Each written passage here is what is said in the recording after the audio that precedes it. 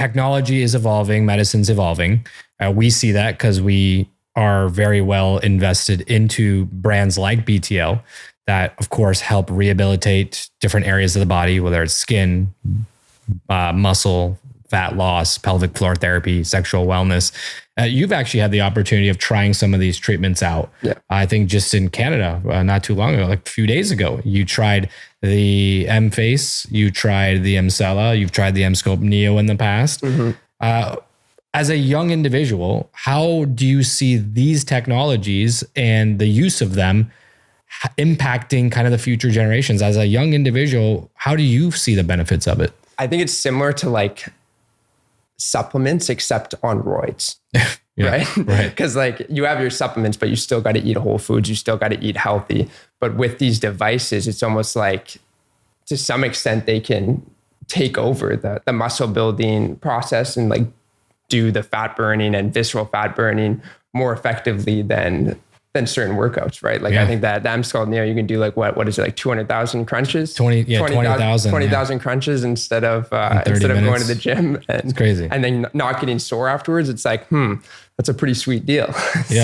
So I think it's interesting from that standpoint. I mean, I've always been like a gym goer and like, dedicated to my fitness and health journey. So I think it's just more of an add-on, like when you're in that mindset, then you're going to want to use as much as you can. Yeah. If you're not in that mindset, I think it'll help you like get into it by like seeing immediate results. So it'll help those people. I think that you see that the GLP-1s, and you have compounding pharmacies, so you see it even more intimately, is that there's this battle, right? We have these amazing technologies coming on the horizon. We have these amazing medications that are on the market. But then we have this constant battle and pushback for like, hey, Big Pharma is going to sue you or you're going to be shut down. And I'm going to get into the weeds a little bit. We might get into a little bit of controversial territory here, but there's politics, right? I mean, we're talking politics here, that the world doesn't want people to be healthy because healthy people are not good for business. I'm just going to say it, right? That's the world we live in, is that if we can give compounded medications on a mass scale, which we can do right now, Big Pharma is going to be pissed, because if Big Pharma can't prescribe these other medications for high blood pressure, for diabetes, for high cholesterol, for all these other things that weight issues cause, then they're going to be, their bottom line's shot. And that's not good for business for them. So you're absolutely right. Big Pharma in the US healthcare system, quite honestly, wants people to stay sick. They profit from it. They profit extremely from it. I mean, the data shows that 80% of a person's expenditure on healthcare happens within the last 2 weeks of their life. Wow. The sicker you get, the more money they're going to profit. And at the same time, you're absolutely right. If you're dipping into these people's pockets, they're going to get really upset about it. Now, there are obvious clients and patients that can't take these medications, that can't do these doses, that, again, things like an M-Sculpt machine or things that BTL does, you're not going to be able to get from any of these guys. These guys are just meds, and that's it. And that's the mistake that people think, is that there has to be this battle between the two. When you put those two together, you're going to have a result in a patient that is well beyond just using one or just using the other. So combination therapies have always been a thing in medicine. And you know that too. If you just try and be a one-trick pony, then it's really not going to be the outcome you want. Marketing world, again, I don't know a lot, but if you just try and post Instagram reels all day long and nothing else, you're probably not going to drive a lot of business. You're not going to get your name out there. You have to do all these different things. Like you said, farming, doing hooks, making sure you're doing YouTube, making sure you have a really good website, making sure you have a really good marketing company driving clients. And it's all part of creating something that's perfect for the client. Getting the best results really is the goal. And you're right. They are focused on profits, not getting the results. I think that's the battle that patients face, but that's also a battle that we face, that we're building these practices, helping people building these practices, and they're trying to get away from that toxic world, and we're bringing them into the light, but that toxic world still is hovering behind them, saying, hey, listen, you went off and you're doing it on your own. Well, we're not going to let you. And that it's kind of frustrating, right? And it's very interesting to see, and I think I've met a lot of entrepreneurs, a lot of physicians that want to come into the cash-based medicine world, and they're just scared. They're scared of the stuff that they're seeing. They're like, okay, well, am I going to be allowed to do this long-term? Am I going to get in trouble? Is this going to be a high risk? I'll just stay up in the hospital and kind of, have my security. But then they have no life, right? And they have no exit strategy. And so there is a tough discussion there. And I think it's about taking risks, right? Yeah. I think that I always tell business owners, I tell physicians, you took a risk going into this career. You spent majority of your youth, sacrificed it for this outcome, and you're scared of risk. You already took the risks. You took big risks going through med school. All of that was a financial risk. And then they sit here and say, should I risk going into, practicing better medicine, which is the craziest thing. And the cure for that is literally, I tell any provider, any business owner, anyone, go on the Department of Justice, DOJ website, and read all the medical cases. That will cure you of your fear, 100%. Because the DOJ has a 99.9% conviction rate. Once you stand in front of them, once they raid your clinic, once they pull you in, 99.9% you are being convicted, because they always go off of two things. One, if you're defrauding or hurting people, and two, the intent to defraud or hurt people. And then they'll let you do it for half a decade. They'll let you do whatever you're doing for 5 to 6 years. Wow.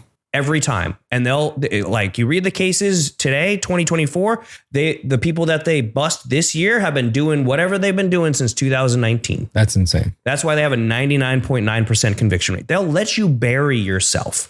And if you're a bad person, I totally agree. You should go to jail. You should lose your license. You should lose everything. Yeah. But 99% of people are not bad people. They just think from medical school, if I take this pen, I'm going straight to jail.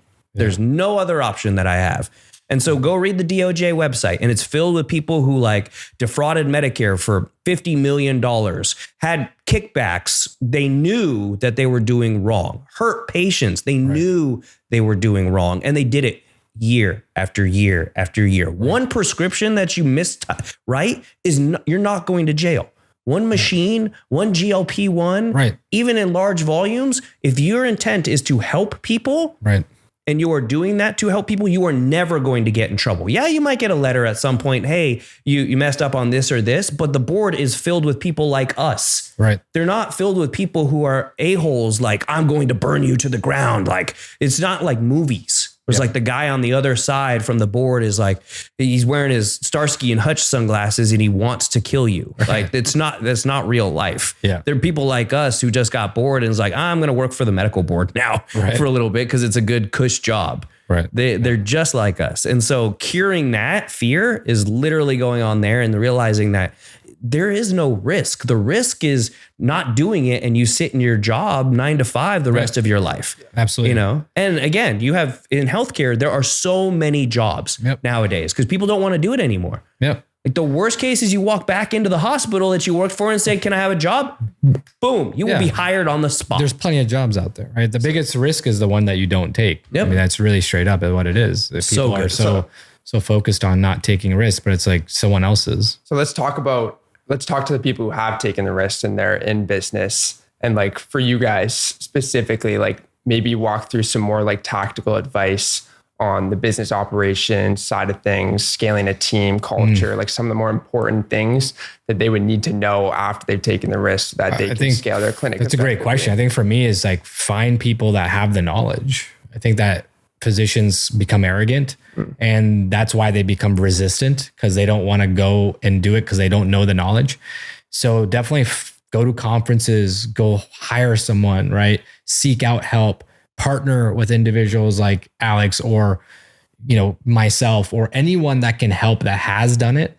I think that's the biggest thing advice wise I have is that physicians or nurse practitioners, whatever, medical healthcare providers that want to go into being an entrepreneur, that want to go into building a clinic, owning a med spa, opening up a cash-based practice. Yeah, it's freaking scary. You're going to be shitless scared. And it should be scary. Opening a business is not supposed to be fun and games. If it was, everyone would do it. If it was easy, everyone would do it. It's not easy, but there's so much help out there. There's resource out there. There's people out there. And the ones that ask for help will get it, right? And I think that that's the biggest thing is go to conferences, message people like Alex or myself, be like, hey, I'm opening a clinic. What should I do? I mean, I love messages like that, right? And people get scared to be like, I'm not going to bother them. Well, if you're not bothering me, someone else is, and they're succeeding. And so that's the biggest thing is don't be scared. You're always constantly learning. Even in today's world, I'm learning every single day. I'm learning right now, to be honest with you. And so that's the curiosity you have to have. You are always you're never done learning. And I think this moment you're done learning, you're done breathing, right? I mean, that's where your business dies. That's where your brain dies. So that's the biggest advice I have for physicians that are on the other side, that are scared, that are worried. My wife's a hospitalist, right? She's a hospitalist at a really, really good hospital in Chicago area. And she has that fear. She's like, Sam, this is all I know. I want to go to that world that you're in. It seems fun. It looks like you're helping lots of people and businesses. I want to do that. I said, listen, just take the leap. And she did, right? Now she's on our side. But I see it even with people I'm really close to, that they have fears of going off on their own, because what if they fail, right? Failure is the biggest allergy people have when you fail. But, it was actually one of our good buddies down in Florida, that's a client of yours. He taught me something really, really great. He said, Sam, because I told him I'm afraid to fail. He's like, Sam, there's no such thing as failure. They're moments of learning. And I'm like, that's brilliant, right? Like, there's no such thing as failure. They're moments of learning. And so physicians need to be get out of that mindset of failure and realize you're just going to learn. And if you learn slowly and you make a mishap, it's okay. Learn from it and you keep going. Mm-hmm. Same thing in medicine, right? You misprescribe something, you misdiagnose something. It's not failure. It's a moment of learning. You're like, got it. Okay. I got to look out for that next time. And that's the biggest thing. And, that's what I'm mentoring people when they come to me. And I think Alex's version is probably much different on a larger scale, because he's going to practices that are already there. And so, I think that I would love to hear your answer on kind of how you would give advice to a physician that is trying to go into, the non-handcuffed medicine world, into the world that we live, and what advice you have for them. So number one, the first advice I would give, that's phenomenal. And I want to add to that as well. There's a great book called Relentless Solution Focus that I always talk about. And it's based off the fact that it was written by two physicians, and it's based off the fact that most of our time we think of all the things that can go wrong. Mm-hmm. What's the worst that can happen? And again, the studies show that 9 times out of 10, that never happens ever. And it's more than 9 times out of 10. It's like 99 times out of 100. Yeah. That one thing you think of never happens. It's just another thought that you have. So again, I always tell people, okay, what's the worst that can possibly happen when you try? Like if you want to leave the hospital and you want to build your own business, what is the worst possible thing that can happen? You fail. And then you walk back into the hospital and you get the same job that you had before. Right. And you save up some more money and you try it and do it again. It's the worst thing that can happen. Like you don't go to jail unless you go out and try and kill someone. Like try to kill someone is the point of this. The worst is not the worst. The worst is like, okay, cool. I'm right back where I am right now, making the same amount of money right now, living the same life right now. So that's the worst. That's the bottom of the barrel. Then on top of that, clinics that I always talk to are making sure, exactly like he said, you're finding and messaging people like Sam. Hey, I'm stuck with this. I'm stuck with this. And again, I don't want to bother you. What do you mean you don't want to bother me? And I get people that we acquire or partner with that are part of our group in Genesis now that say, oh, I didn't want to message you. I didn't want to bother you. What do you mean? That's my job. My whole job is to help fix your problems with you together. That's our whole job. That's our whole core value. That's all I do all day is fix problems. And I think Elon talks about how being a leader or a CEO is the worst job because all you do is solve people's problems all day long. But people like us, we're effed up. That's all we want to do all day long. Yep. Like, I don't want to hear about how awesome your day was. Cool. That's great. What, did you fuck up? What do we need to do better? What are the systems that we need to improve upon on a consistent basis? And having that conversation and realizing and telling them like, look, when it comes to the money thing, and we talked about successful businesses, there's only 9% of businesses in the United States that make more than $1 million gross. That's crazy. 9% of businesses total. That means in the medical field, it's like 0.1% of businesses, because you're taking that 9% is all business. So in our world, it's even less than that. And it's not that hard. People don't realize it, but it's really not that hard. You just got to find YouTube videos. There is no excuse now, and you know this because you're young, in your world now, there's no excuse for not making $1 million a year if you really want to. No excuse, because there are a ridiculous amount of videos on YouTube. There is, you probably know this. How many YouTube videos are uploaded like a day or even a month? It's billions, right? It's unbelievable the amount of content that are on these platforms now about anything, literally anything. There's no excuse for not making money in today's world. Zero. Because you can learn from the head of the Ritz-Carlton on YouTube, Disney on YouTube, like Amazon, some master Google. classes, There's so many things. So much training out there now that as long as you keep learning, you will keep growing. Like you said, and if you're not growing, you're dying. 100% true. Yeah. So going into like the heads of like the viewers, like probably one of the hardest things that, about what you just said is like the focus aspect. Like, where are we focusing our time and energy? That's going to bring the highest ROI. That's going to grow us the most. So like from your perspective, having over 80 locations now, going back to like the start, like where was that focus for you in growing those initial clinics? And then how did that change as you guys scaled? In the beginning, it was, and it still is, realize that what we're doing, if you're a brick and mortar service, could be anything. You're in the people business. You are not in the medical field. You are not in the manufacturing world. Now, B2B, yes, but if you're a brick and mortar, you are a service-based company. You are taking medication from somebody else, Botox from somebody else, M-Sculpt machine from somebody else, and you're applying it to another person. You don't manufacture that at all. You are literally a middleman. So realize you're a middleman and treat anybody who comes in as like, this person is gold because they went online, they called my location, my clinic, and spent time to drive to me to get a service. So they already trust me. I just got to make sure that I deliver on that customer service.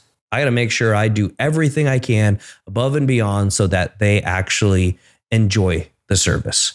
I mean, that's the whole point. We are in the people business. We have to take care of our people first. And Ken Blanchard has he's an old author, business owner, written multiple short form books that are great for leaders. And he says that profit is the reward you get for making sure that your staff have an environment where they can take care of your clients.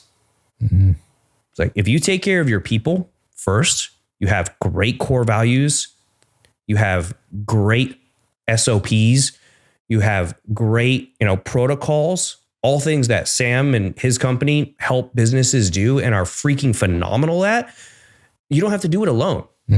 Hire Sam, talk to Sam, ask him questions. They have it there. He's done it. He's exited. He's made it. And then he's made it again, like the second time already. Why not ask all the questions? Why not hire somebody like that? Like, hey, I want to sell your business. If you're not thinking of selling your business, then you're what's the point of building your business? That's the whole point, is like at some point leaving the business, because it was freedom in the first place. That's why we left the medical field, to have that freedom. Really. True. So always realizing that you're in the service business, you take care of your staff first, you take care of them really well, and then that will translate into taking care of your clients really well and scaling from there. So at the beginning, it's really what it was. Focusing on the core values, focusing on pouring into our staff as much as possible. And then as a result, our staff would inevitably pour into the people walking in the door, the clients every single day. And that's how we scaled that way. And most people bypass that. Most people, their focus is straight to money. It's straight to, let me make as much money as possible because I'm used to making that $300,000, $400,000 salary in the hospital. I should be making that right now. and they skip all of that. Plus they just don't know, right? And they forget that the culture is much different than it is in the hospital or insurance-based medicine. People are coming there and they don't really care for customer service. They care to just get healed and they get out, right? They're coming there. They're not wanting to be there. They're coming there with some medical condition and you're there to treat them and get them out. Where in this world, they're paying cash. Sure as hell, they're going to be expecting a high level of customer experience and care. And if they don't get that, then they're going to go to your competitor. And that's where physicians have that gap that's missing. They're focused so much on building this brand, putting $1 million into a build out and focusing on the wrong things. And then they're realizing like, I'm not making any money. And then they blame everyone else. It's the front desk's fault. It's the manufacturer's fault. It's the device company's fault. Because they're the ones that supported them and supplied all the infrastructure, but somehow it's their fault, right? We hear this all the time. All the time. Everyone just wants to blame everyone else. But at the end of the day, it's the mindset that needs to be blamed, that lack of focus. And it's a lack of focus on the wrong things early stages. So exactly what he's saying is the focus that needs to be done is how do you figure out how to help other people if you haven't have your home figured out, right? Build your home. Your home is your practice, your business, the people in it. You got to have good core values and then you have them go do great work. I mean, it's just like raising pets or children. You got to instill a lot of love, a lot of values, a lot of traditions, and have them understand what the mission and the vision is. And when they understand the vision, it's very clear to them, they can execute that vision. But when they just go, when that business owner just hires recklessly and then just says, go sell, make me lots of money, there's no vision. Yeah. There's no concept. There's no understanding of what to do. There's no processes. There's no work ethic. People are just on their hourly and they're like, I'm not motivated because they have nothing to be motivated for. There's no vision that was instilled. There was no culture that was built. And the physicians and the nurse practitioners and the medical providers and the owners of these clinics skip exactly what Alex said. And that's the issue. That's the failure. It's not because of marketing. It's not because of the fucking economy. Everyone's like, it's the economy. I'm like, no, dude, the economy's never been good. It's never actually been good for a very long time. It's had its ups and downs. Yeah. It's been good some years, bad some years, but it hasn't been amazing in a very long time. It's not gonna be amazing in a very long time. We went through, all three of our businesses went through COVID, one of the worst times in economic history, and we all killed it. Mm-hmm. I made the most amount of money. The reason I'm sitting where I am with you guys is because of COVID. COVID sucked for healthcare. And I apologize for all the people that had to suffer through it, all the families that suffered health-wise. But on a business side, it was an opportunity. And everyone wants to blame things like that. The economy, my team, hiring sucks, BTL, Sciton, Allergan, they're blame. Just blaming everyone else. But really the blame oftentimes, most times, is actually the lack of focus. Exactly what you brought up. That accountability. So that's one of our core values is accountability. Yep. That if you have a staff member that messes up, or you have a process that messes up, or you're not making money with a machine, or your marketing isn't working, it's 100% your fault. It's your fault. Mm-hmm. And people don't like to hear that. Mm-hmm. It is your fault. You hired the wrong person. Mm-hmm. You didn't ask the right questions. You're sitting back telling your staff what to do. You're not leading your team. You don't have those core values. It is your fault, period. People don't like to hear that. And every once in a while, if our businesses are doing bad, or we had a down month here, or something's going on there, I'm always, again, the first thing we think is who's messing up there? What's the problem? But then I always have to think back, okay, how did I mess up here? What are the problems what are the systems that I didn't put in place to make sure this didn't happen? And when we do fix that issue, or that thing comes up, then it's okay, this is the new way to do it. This is the accountability part of this. This is how we're going to make sure it doesn't happen again. And people miss out on that. Everybody gets a freaking trophy now for trying. There's no winners or there's no losers.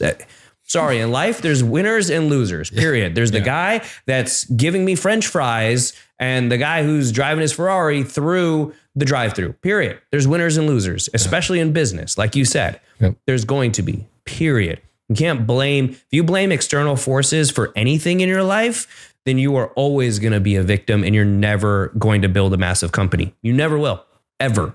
Well, yeah, going back to the training side, I think a lot of people think that the people that work for them aren't smart, but really just has to do with them not getting trained and led well. Yeah. So this is one thing that I found out like over the past couple of years of just like building out thorough training. And when new things come up, send a message, yes, give the team an update, but you also have to build out a training so that they can absorb that. And the better the training, the better that they're going to perform within the company. And this is what a lot of people miss out on. And this is like a compounding thing. As you compound your training, this is less time for you. Otherwise, it's just going to be like a disorganized shit show where everyone's going to be running around with their heads cut off and there's no direct order. Mm-hmm. So I'm interested from like your guys' standpoint, what are some strategies on the training side that have worked effectively within the clinics that you guys have worked on? Dude, that's so good. I wish I had your knowledge at your age. God, you're going to kill it, man. I'm super excited to see what you do. Yeah. But no, you are 100% right. Nobody gets a job and thinks in their head, I'm totally going to go into work today and fuck this shit up. Like, it's going to be awesome. No, nobody does that. And you're 100% right, because if somebody does mess up, it's not like they meant to. Yeah. Like, it may seem like the dumbest thing on earth for you that they did that, but it's usually a conversation of, hey, why did you do that? Or what, like, who taught you how to do that? And again, it's either nobody taught them and they're just figuring it out, which is 95% of the time, because they don't want to pretend, they don't want to ask a question because they think that you're going to make them seem stupid. Mm-hmm. And the training is so important. And at the beginning, standard operating procedures, and listen to this guy because he does this for companies. But we took essentially Sam's rules and we built standard operating procedures for everything. How to say hi, how to smile, how to shake hands, how to do a consultation, how to answer the phone. Everything is scripted. And then we practiced over and over and over. And we built out what is called now Genesis University, which is a full training platform that has a 3-week onboarding, a 3-month onboarding, a 90-day onboarding. Every single service that we do on the medical side, all Botox, fillers, M-Sculpt, anything is in there. Video, audio, PDF trainings of everything, MA trainings of everything, sales staff trainings of anything. Badass. And it's a lot. It's taken years. It's taken me 4 years to build this thing. It's thousands and thousands of documents and videos and everything like that. And over. And we're always adding to it every single month, more and more and more training on top of it. But at the beginning, we didn't have that. So what do we have? We had a guy follow us around with a camera or our kids follow us around, or my colleagues' kids, because I didn't have kids at the time, follow us around with their phones in their hand, which they love, and video you all day long doing what you do, like taking the medication out of the cabinet and how to draw it up and stuff like that. And then we cut that up, and it was all of our standard operating procedures of how to run a clinic. Mm-hmm. This is how you talk on the phone.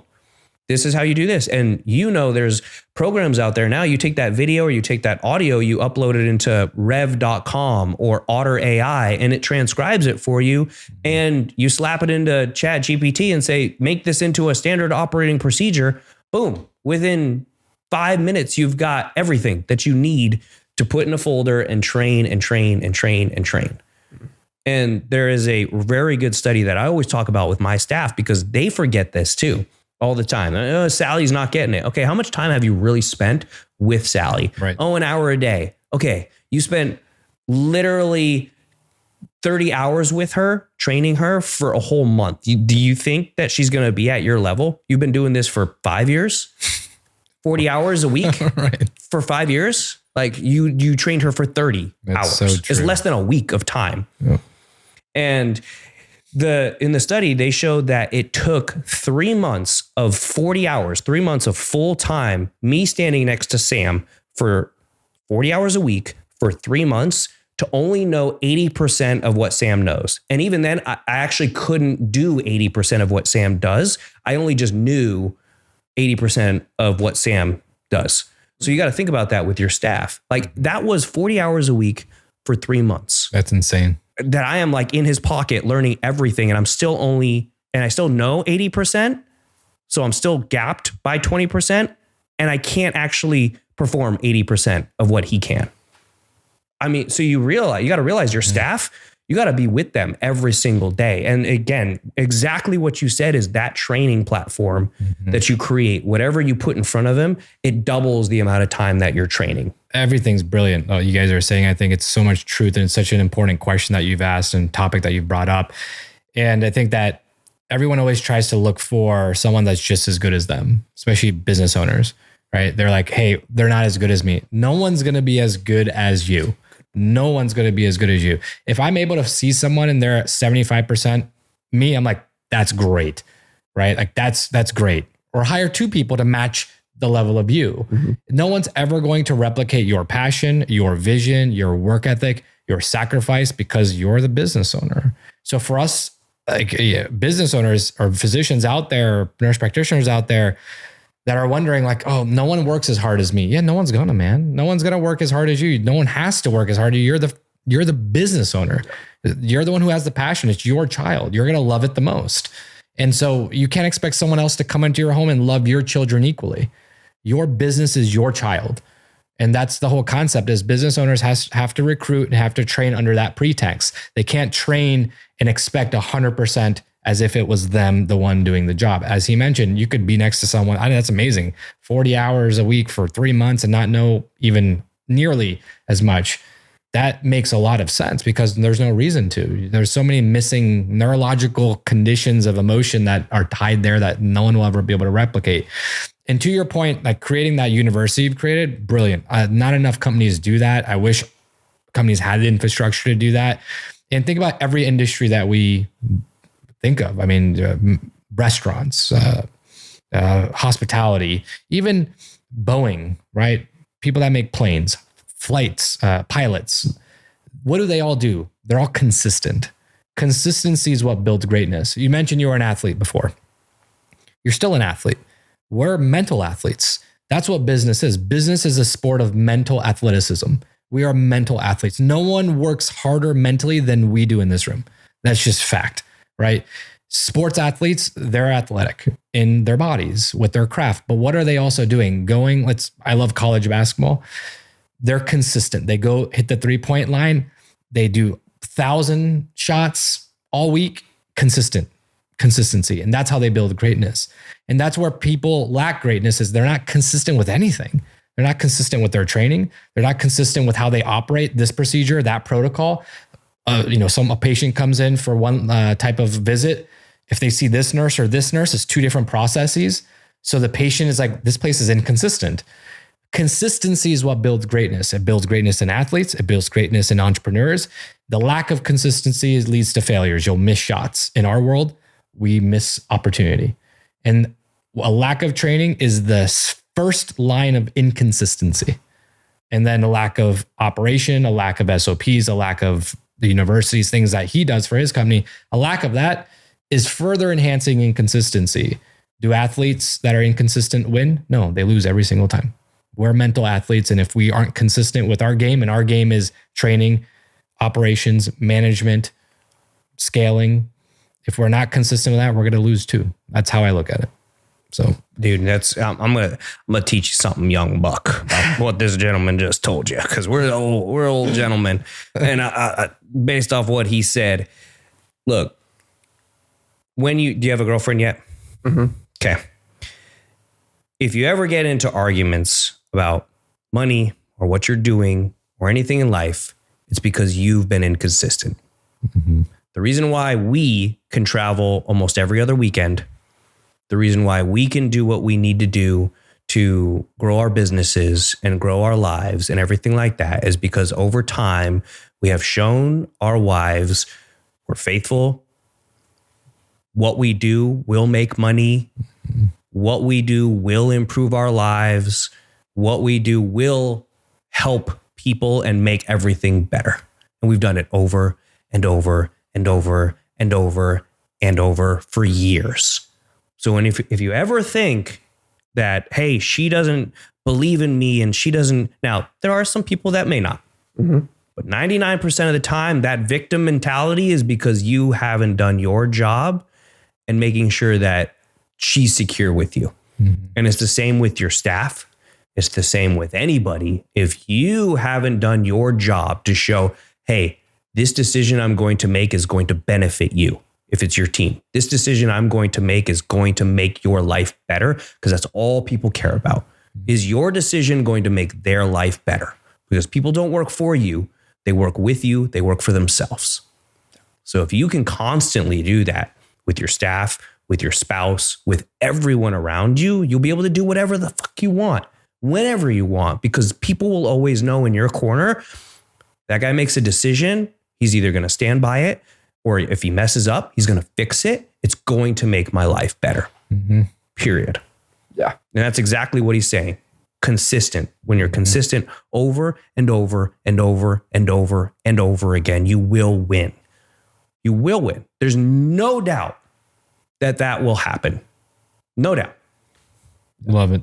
Yeah, no, that's really good advice. And I think like similar to relationships, how there's like multiple levels of security, like financial security, emotional security, spiritual security on the business side. And when you're training a team, there's like multiple levels of training. And like one that you said was like personal development. And so like that's one that like we take very seriously. And so you have the technical training that people might start implementing, but then there's not like the foundational like training on how to be a better human. Right. Yeah, so we've developed an intern boot camp, which is like a 4-week boot camp where we bring people in and develop them as a person. So as a leader, understanding business, understanding communication, understanding how to set up your day for success, how to prioritize all these things so that when they go through it, they're operating at a same level and mindset as people that are going through the more technical training. And so there's levels to the training that you can take people through. And if you really care about the people that work on your team, then developing them as a human and making sure that they understand that their personal development is the most important thing about the job that they're coming into, then they feel like, you know, they're in a place that they can not only grow career-wise, but as a person. Dude, I feel like I was a dumbass when I was his age. Jesus Christ, man. This guy is fucking batting 1,000 right now, dude. The number one human need that anybody has is the need to be a part of something bigger than themselves, be a part of community. And you're killing it with that. 100% you're killing it. Who taught you that? Who taught you that? Like, Again, we're in the people business. Yeah. That's what we do all day long. And, you know, I'm 38. I don't know how old you are. I turned 37 in 3 days. Oh, young bucks. Happy birthday, by the way. Yeah, but no, yeah, you're 22. Where are you learning this stuff from? How are you implementing this stuff? Yeah, I mean, so this is where it's like, because there's a lot of teenagers that are going to be like, dude, I want to be like this kid when I'm 22.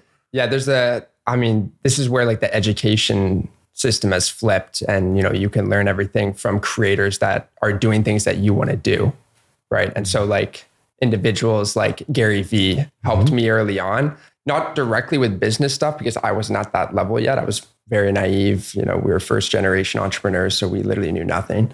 And so watching him though was like inspirational. You know, he's a good guy. He's like, do what you want, right? Like do what puts you on fire. And like, he was just speaking to me, someone who was from like a town where not much was going on. There wasn't a lot of entrepreneurial spirit. And so I could go online and watch this individual, this creator, be inspired by him and take action through his words that he was gifting me. And then as we grew up, you know, there's more and more creators coming on the scene, like Alex and Layla Hermosi, who distributed a lot of business knowledge to us and allow us to learn and then action immediately because we already have an operating business. And so just doing that over and over again on repeat has allowed us to grow at a much faster rate than other people, generations before us who like didn't have access to that knowledge. We were just like reading books, and it was just a slower process. And like, that's the beautiful thing about generations though. They gift things to the next generation so that their lives can become better. I hope Gary Vee and Hermosi watch this video. Yeah, I'll send it to him. Layla's an amazing, and Alex is a very good friend of one of my business partners. Yeah, they've done wonders on the educational side of things. And it's just like, that can be like copied to an extent in any industry, right? And like, that's what like we're thinking of with the aesthetics industry. It's like, there's so much knowledge in health and wellness and aesthetics that can be distributed to the general public that they would gain a lot of value from, that they would, you know, be able to action and implement into their daily lives so that they can look better, be healthier. And like, that's like a big thing for me, health. So I think it's very cool where the digital world's going and how social media is going to change the game. And then obviously AI down the road as well. Yeah. Dude, you're killing it. Growth. I mean, growth is one of our core values. And we always define it as not only growth in business and income, but also growth personally. So we do a lot of, we have different books that I have the staff read. I have different speakers come in that are motivational people, mindset people, and we help people with how to do your taxes, because it's amazing how many people don't know how to do that, how to do your taxes, or personal development and a lot of leadership, because people don't get that. You don't get that from schooling. We didn't. I didn't know how to lead. We got that from sports and playing sports and things like that. But a lot of people in our field didn't grow up at sports or team sports or anything like that. So absolutely growth, that personal development. And again, they might go to another business, another marketing company. They might make more money with a different marketing company, but I guarantee that 95% of other marketing companies don't give a shit about them in their real lives. They don't care about developing them as a human. They don't care about pushing them. And we always say in Genesis, we have a family atmosphere, and that there's this hate around that now, that it's like, oh yeah, family means like you can do whatever you want. No. We're like, I'm an Italian family. Like if you fuck up, you're going to get smacked in the back of the head. Hey, what are you doing here? You're better than that sort of thing. Right. Don't waste my time pouring into you. And at the same time, what I mean by that is they're not going to leave your company. You're going to have a much higher retention rate of staff.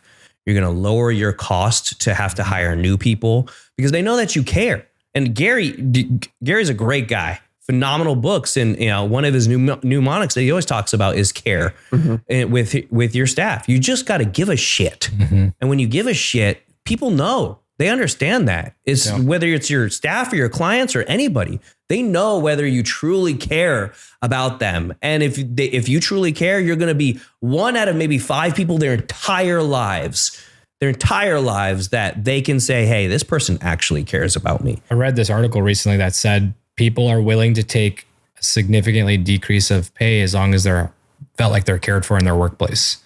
And, everyone's like, oh, they're asking for more money. It's because they don't have any other value to see. You've given them no other value to absorb other than pay.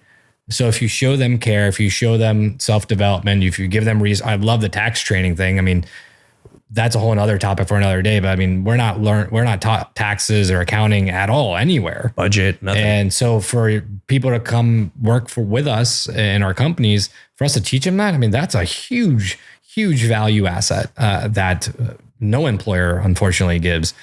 So no, I think that all of these topics have been amazing. I appreciate each and every one of both of you for being here and for walking through these amazing conversations. Honestly, congratulations to what you're doing, what we're all doing. I think that there's a lot of help that's needed in the world. There's a lot of opportunity that's still left on the table. There's a lot of people that are worried and scared about the changes of the landscape of the economy and health and marketing and all the changes and the influences that are out there. But what we can't control is what we know. And that's exactly what we have to invest in, our knowledge, what we know, whether it's knowledge from you, knowledge from myself, knowledge from the web, knowledge from this podcast, whatever it is, invest in your own knowledge, because that's the one thing that you can control.